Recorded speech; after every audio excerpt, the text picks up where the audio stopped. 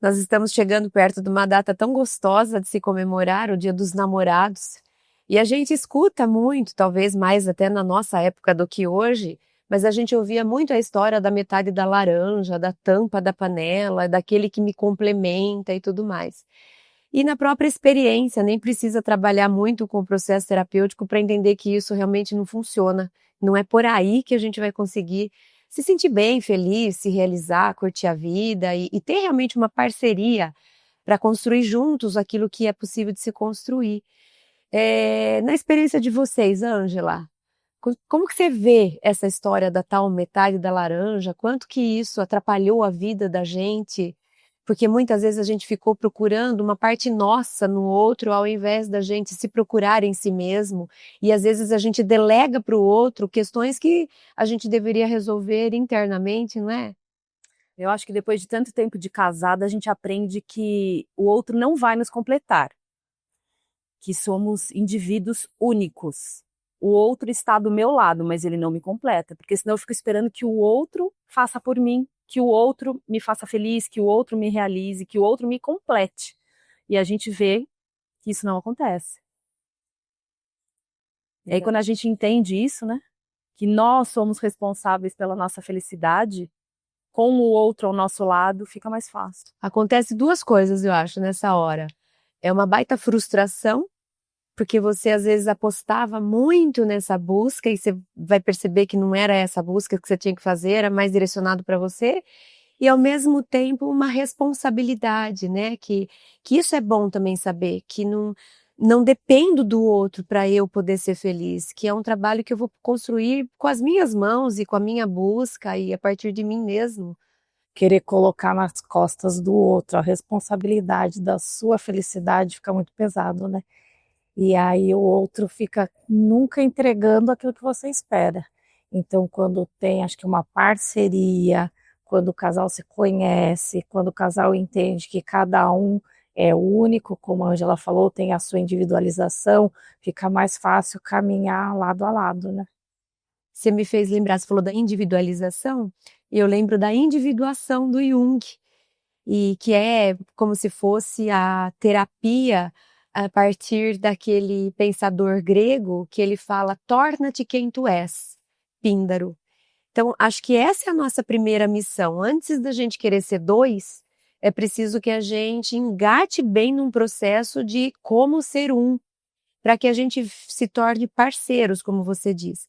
Porque você concorda que a gente tem visto isso mais hoje em dia, talvez, do que antes, porque antes parece que os papéis eram meio que rígidos e você só aceitava o que era para a mulher, o que era para o homem. Hoje que a gente tem uma flexibilidade, a gente se permite experimentar lugares diferentes, mas eu vejo às vezes, não sei se vocês concordam, que às vezes a gente se perde nessa busca de papéis, o que me cabe, o que te cabe, e o homem, a mulher ou os dois parceiros entram em algumas competições, não é? Vira um conflito entre querer mostrar quem é parte do que naquela relação, né?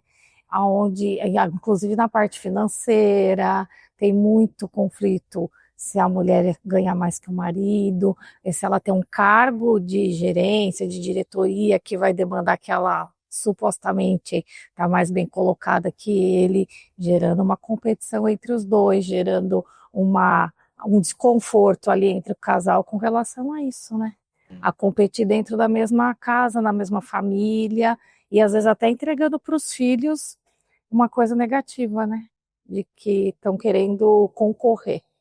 E, Ângela, já que a gente entrou com a questão de filhos e já estamos agora numa família constituída e pensando aí nessa época romântica, né, do Dia dos Namorados, como é que você enxerga isso? Até pela sua própria experiência de trabalho ou pessoal, como é que a gente linka os namorados que agora são pais, né, pai e mãe também? Como é que a gente transita e é possível a gente continuar cultivando as duas coisas? Aí a gente volta no indivíduo, né? Na individuação.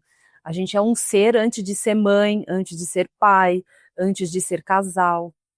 Então eu vou continuar olhando para o meu filho, mas quem sou eu, né? E eu como pessoa, eu como mulher, eu como esposa, antes de ter o filho, né? A gente vai trabalhando cada relação. Sabe que minha mãe, ela me dava o seguinte conselho, que é sábio, é gostoso ouvir esses mais experientes. Ela falava assim, sempre cuide da sua relação romântica com seu marido, porque vai chegar uma hora em que os filhos se vão para viver as próprias vidas, e é assim que precisa ser. E aí vocês vão ficar vocês. E se vocês não tiverem, ao longo desse processo, construído um ambiente só de vocês dois, aí vocês talvez se sintam, apesar de estarem em dois, sozinhos. E talvez aí alguma coisa não se sustente. Então, nunca deixe de cultivar o casal, mesmo quando a gente está num contexto de família, ainda que a gente esteja também com papéis de pai e de mãe, né? Então é importante no Dia dos Namorados que os pais e mães e aqueles que se responsabilizam por uma família se permitam algum tipo de ritual, não precisa ser no dia, não precisa ser seguindo o padrão, porque a gente sabe que isso também não funciona, mas que seja uma oportunidade simbólica de se resgatar, de se demonstrar esse carinho. Que ao longo da vida eles vão regando essa plantinha do amor, né? Que isso que também vai conduzir para que a família viva numa harmonia, os filhos vendo que aquele casal, independente de ser pai e mãe, eles se amam, eles têm um amor de homem e mulher, eles têm um relacionamento, eles se abraçam, eles se beijam. É muito importante que os filhos convivam com essa harmonia do pai e da mãe, né? E aí traz isso para o Dia dos Namorados, que acaba sendo a data que se comemora universalmente. Interessante, Ariane, porque a gente sabe que a gente é a referência para os filhos.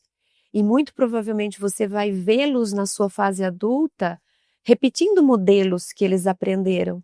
Então, que gostoso se a gente vê um dia o nosso filho já com uma certa idade, preservando o romantismo, o vínculo afetivo, a troca de carinho, realmente essa parceria amorosa com o seu parceiro, sua parceira, né? E não precisa muita coisa, né, Cris? Não. Deixar um recadinho, um bilhetinho, te amo, tô aqui.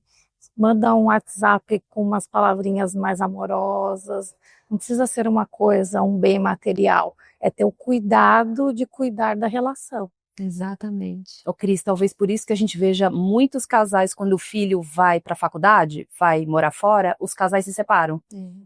Porque eles não cultivaram o casal, viveram em função dos filhos. E a gente vê muito isso nos nossos atendimentos, nas nossas relações próximas, como o casal acabou esquecendo de si.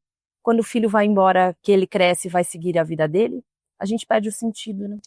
Por isso que precisa de uma atenção. Não é uma cobrança, mas a gente precisa olhar. O dia de hoje, a gente corre o dia inteiro, é um excesso de compromissos, é muita coisa demandando.